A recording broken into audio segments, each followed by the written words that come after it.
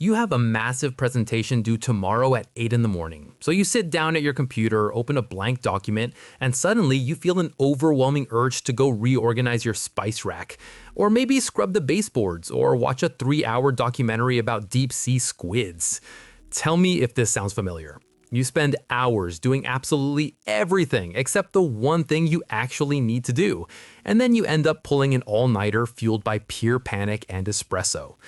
Society loves to label this as laziness, a lack of discipline, or just terrible time management. But I am here to tell you that you are not lazy, you are not broken, and you are absolutely not a failure. In reality, your brain is just temporarily overwhelmed, and it is using avoidance as a brilliant, highly sophisticated tool for emotional regulation. Welcome back to Everyday Psyche, the channel where we decode the hidden logic behind your everyday habits. Today, we are tearing down the biggest myth about people who always leave things to the last minute. We've all been told that procrastination is just a time management problem. So we buy planners, we download productivity apps, and we set alarms, but none of it ever works. Why? Because procrastination has almost nothing to do with time and entirely to do with how your brain handles stress and complex emotions. To really understand what is happening in your head when you put things off, we have to look at a classic psychological concept called the approach avoidance conflict. Imagine you have a big project to finish. Part of you really wants to get it done because you want the good grade, the paycheck, or just the sweet relief of having it off your plate, which acts as a strong drive propelling you forward. But at the exact same time, the project itself represents something uncomfortable. Maybe it's confusing, maybe you're afraid your work won't be perfect, or maybe it just requires a massive amount of mental energy. Your brain registers this discomfort as a pain point, which triggers an aversive drive that pushes you in the exact opposite direction to avoid the pain. So you are caught in this intense psychological tug of war, paralyzed by two equal but incompatible response tendencies. Your brain is incredibly smart, and its number one job is to protect you from pain and emotional discomfort. When the anxiety of staring at that blank document reaches a certain peak, your brain deploys an unconscious defense mechanism to protect you from that emotional upset. It looks for a quick escape hatch to relieve the tension. Suddenly, cleaning your entire kitchen feels incredibly urgent and deeply satisfying.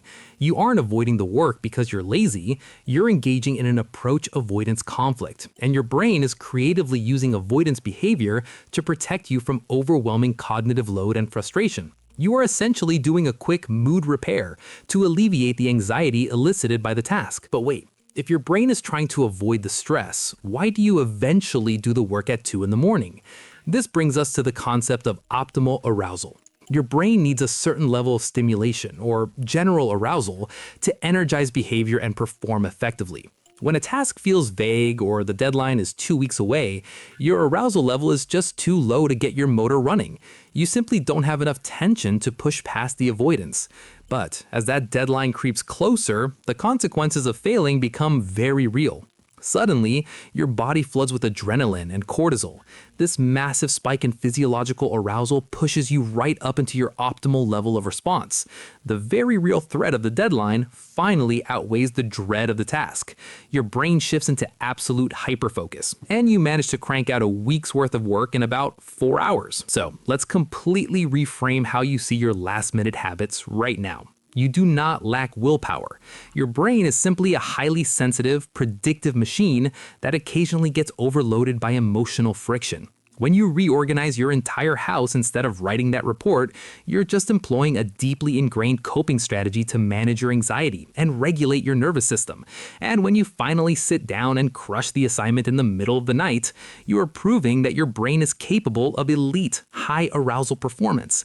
You know exactly how to harness intense pressure and turn it into brilliant productivity. The next time you catch yourself sorting your emails by alphabetical order instead of finishing a huge project, don't beat yourself up about it. Just recognize that your brain is taking a quick detour to regulate your emotions before the main event. Now, I want to hear from you. What is your absolute go-to procrastination activity? Are you a sudden deep cleaner, or do you fall down random internet rabbit holes? Drop it in the comments below. I always love reading through them.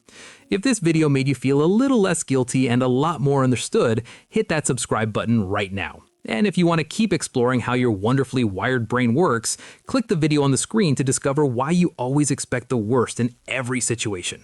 I'll see you over there.